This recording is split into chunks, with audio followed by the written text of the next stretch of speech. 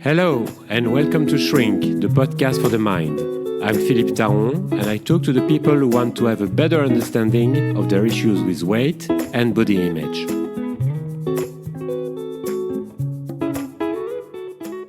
I'm recording this podcast episode out of some kind of anger or frustration. I saw a new client this morning, smart, educated, beautiful woman. And when I say beautiful, is not like judging the aesthetic or stuff like that, but like really nice person. And then she's telling me about her story, the weight she has put on, all the diets that she has done over the years, and the disappointments of putting the weight back on whenever she would lose some, because sometimes she wouldn't even lose any weight. And her self-esteem was so damaged by all these attempts to lose weight. It's not the only reason why her self-esteem wasn't, at a good level, let's say. But definitely, these diets that she's done, these people that she's believed, destroyed somehow part of her soul, part of her inspiration, part of her trust in her ability of being a good person, the good person that she is. And that makes me really, really angry. And maybe I have to breathe a bit better, because maybe you can hear it in my voice, because I've seen it so many times. People who have tried so many diets, because they were feeling vulnerable. So they thought they were not able to address things by themselves, and they would follow any advice that anyone would give them. There are some people who give good advice. There are some nutritionists who can help you. There are some psychotherapists who can help you with that, of course. But not the diet companies, which make millions out of the despair of so many people. So I thought I would, again, list most of the reasons why you may tend to overeat and then put on some weight. There is a lack of sleep, tiredness. Obviously, when you don't sleep well, when you're tired, it affects your mood, it affects your emotions. Being more tired makes you feel like, getting some energy out of the food. And let's say you had, a poor sleep, a poor night, bad night. I don't know if you would say poor in English, but and you feel tired. You're going to reach for food which is somehow and for a little while going to give you some energy, but not for long. What you really need in this case is a proper sleep. So a diet is not going to help you sleeping. You need to see someone who specializes in sleeping issues, and then by restoring the quality of your sleep, you will restore your emotions, you will restore the image of yourself, and then you can start eating more properly, eating more mindfully. Boredom is another one. Boredom is a big one, in fact. It's a big trigger. You're at home, or anywhere, in fact. You can be even at a dinner, let's say, with friends, but you're not really there. You're kind of bored. You don't even know why you accepted to go there. Maybe you felt like, well, if I don't go to these dinners, I won't be friends with them anymore. Or you're at home, don't really have much to do, don't feel like going out, don't feel like reaching out and call friends. So it's so tempting to not be in touch with that boredom, which creates a feeling of loneliness sometimes. It's so tempting to start having this conversation with yourself. Oh, but I've got this slice of cake in the fridge that I didn't eat the other day. Or I've got this leftover of pasta that is very tempting. It's like you're having a conversation with yourself, which somehow will make you less in touch with this feeling of boredom. Not for long, because once you've eaten that slice of cake, or once you've eaten the leftover of pasta, I'm talking here about eating these things and not being hungry, because if you're hungry, of course, you should, or you should eat whatever you feel like your body needs. And in this case, it's not going to be satisfying, and you will want more. And then you start blaming yourself, saying, why did I eat that? I didn't need it. It's too much. And you will really somehow encourage this negative image of yourself. It can be anger or frustration. Frustration and anger are maybe the number one trigger for people with who overeat or who have weight issues.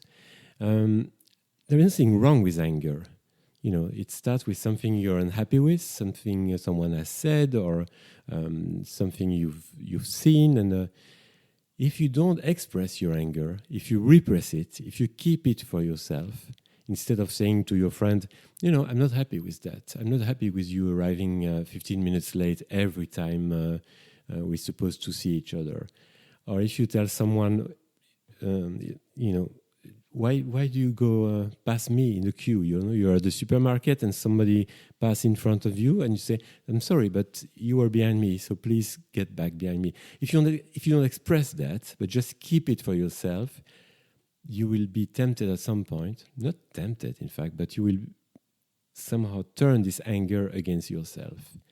Because it doesn't disappear. The anger doesn't just vanish. It doesn't disappear. It's a lure to think that it does. So you will turn this anger against yourself by overeating. And then you can start blaming yourself. Oh, I ate like a pig, and I look like a pig, and I will never be slim. I don't have any willpower. It's like all this anger that you haven't expressed to others, and which was fair to express. Sometimes it's things that happen daily. Sometimes it's less often than that. All this anger that you haven't expressed, that you have repressed, you will turn it against yourself. Some people go even as far as hurting themselves. So they would, for example, fall in the street just because they would be like loaded with that anger. And then they can express their anger. Oh shit, that hurts. And they can properly put words on their anger. But they've turned it against themselves, which is so unfair. Another trigger is fear. Fear, which, if you don't identify it, becomes some kind of anxiety. And we live in a world which is obviously full of fears, full of dangers. We hear about the climate change. We hear about what's happening in Ukraine and in Russia, and in so many countries. Like some leaders from the far right to get elected. In Italy and in other countries, it's like the world is changing so quickly and in a way which can really trigger fear. What's going to happen tomorrow? What is this world going to be like? How is it going to be like for my kids? We need some kind of reassurance. We need some kind of certainty. And nowadays there isn't that much. Let's say that to the least. There isn't that much of certainty. We don't know what tomorrow will be like. I mean, we kind of know, but when we're not in a good place, we can make it look and sound like a terrible scenario. If you don't acknowledge, if you don't not in touch with your fears, and if you don't say, yes, this is scary, what I hear about global warming, what I hear about what's going on in Ukraine is very scary. You can talk to it. You can talk about it with friends. You can see what you can do. I think that when we're being active, and some people will say, yeah, but it's not going to make a big difference in the global warming if I just put my heating system 3 degrees lower. Well, I don't agree with that. I think that's how it starts. It starts by ourselves making some changes. If you can help, I don't know, there are so many organizations helping people in Ukraine. If you're active on that front, you will be less inclined to be in touch with your fear, because you will be active. It won't be something which is kind of remote and like a dark thing that you don't really know what it's like. No, you will be part of it. Sadness is a big trigger as well. And it's sadness that we don't express. So, you hear something really sad about one of your friends or about a family member, or even, all these things that we see on television. And if you don't acknowledge, if you're not in touch with your sadness, if you don't cry, that's really the best way to express your sadness, is to cry. And you can start by saying, fuck yes, I am really sad. I feel sad. Maybe I don't know why exactly or precisely, but yes, I am sad. Just starting by acknowledging that you're sad and then see if your tears come. Some people have repressed so much sadness inside them. They feel like it's going to be a incredible flow of tears and it will never stop and they will get depressed. Well, no, you don't get depressed by being in touch with your sadness and by crying. You can eventually get depressed if you repress your sadness, if you're not in touch with it. So please cry. No, I mean that. And I think that's this idea that we shouldn't show our sadness, and it's something that I hear sometimes parents telling their kids, "Oh, come on, don't be sad. It's going to be all right. So, look at all the good things you've got." And it's like they're not allowed to express their sadness. It is not a valid emotion in some families. Another trigger is the family patterns. If you're part of a family, which is what I would call a family of overeaters, sorry, or a family of fat people, as they would describe themselves somehow, it's tempting to, it's not that it's tempting, it's difficult to extract yourself from this pattern, because somehow, more or less unconsciously, you will feel like you are abandoning or distancing yourself from your family. So it's like a family trait. I belong to that family, and by losing weight, it's like I'm not part of this family anymore, or I'm betraying them. And that's unbearable, of course. Well, I understand this feeling, of course, and it's quite common, in fact, but it's your own body, it's your own mind, it's your own health. And your family, if you're unwell, if your knees or your back start hurting, if you've got some heart problems, if you've got, your family will be there maybe, but then it will be you being in pain. It will be you putting your health at risk.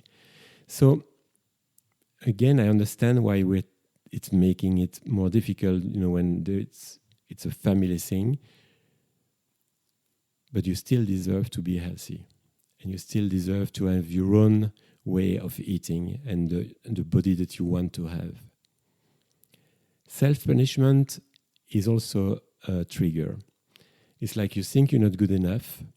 You think you've done something wrong. You think it's like you deserve to punish yourself by overeating. It's a very difficult one, in fact, to detect, because it's not something that we do consciously. It's not like, oh, okay, yeah, I've cheated on my girlfriend, or I've cheated on my wife, or I'm going to punish myself by overeating. No, it's more the guilt that we get from feeling like we have been a bad person, we haven't been good enough, we didn't support a friend or a family member enough. We're going to punish ourselves by overeating. Well, it's not the right way to deal with things, of course. The right way is to think, why did I find it difficult to help that friend? Why did I find it difficult to have kind words to that cousin that really seemed to need to hear kind things? It's, do I feel like I put myself at risk if I have more empathy? It's having this kind dialogue with yourself, so that you understand why you tend to feel like you're not good enough, or you're wrong, or doing terrible things, and see how you can change that. I know that talking about self-punishment, but it's true for the other triggers that I mentioned. It's easy, especially for me. It's easy to say, just do that and it will be okay. No, I know that sometimes it's things which are really deeply engraved inside your memory, inside your emotions, inside your, it's sometimes like a big part of who you are, a big part of your life. So you'll need some help for that. My help or the help of a good therapist. And there are many good therapists. There are some really good therapists anyway. Alcohol is a big one. I mean, I like a glass of red wine, especially sometimes. But when we start drinking a bit more every day, or like we start by having a glass or two of wine in the evening, and then we have one at lunch, and then it's after a few months we finish the bottle. For whatever reason, because we feel lonely, because we feel sad, because somehow alcohol makes you feel more funny when you're having a date or when you're seeing friends, but still, alcohol is not your friend if you want to lose weight. If you want to eat the right portions of food, alcohol is really not going to help you. It doesn't make you a funnier person. It just, we all know that, but it just makes you feel freer to express. It's not like there is a clown inside you that alcohol suddenly reveals. No, it's more that maybe you dare being more creative, you dare being more yourself when you've drank a glass or two or three or more. But then work on that. Think, why do I need alcohol to express myself and show who I really am? Some people use alcohol to fall asleep as well, because if they don't like drink in the evening, they won't fall asleep. And it does help you falling asleep, but then the quality of your sleep is going to be awful. And then week after week and month after month, you're going to need even more alcohol to get into a more sleepy mode, and your nights are going to be worse and worse, because again, if it can help you falling asleep, but you will have a quality of sleep which will be awful. Some people overeat and put on some weight because they're scared of seduction. They're scared of being attractive, and if I'm slim, boys or girls will look at me in a different way. They will fancy me eventually, and then I may end up in a relationship, and I know I cannot handle a relationship. Every time I've been in a relationship, it was traumatic. I couldn't manage it. I was jealous. I was this. I was that. I mean, I'm just giving an example, but being scared of your own seduction, and being scared of sometimes even the way people will look at you and think, hey, he looks good, or hey, she looks good, and they may engage with you because you feel more confident, and it's something you can't really manage. It scares you, in fact. And maybe it's not that bit that scares you, maybe it's the bits afterwards. What do I do once I've started connecting with someone who fancies me? I will talk more about that in another podcast episode. There are other triggers, many more. I've mentioned a few here. I've done a podcast episode where I talked about others. These are serious matters that no diet will ever cure. So whatever you try, whatever diet you try to lose weight, you may eventually lose some weight, maybe, but it will just hurt your self-confidence even more. It will only damage even more your self-esteem. So address these things in a good way, in a healthy way.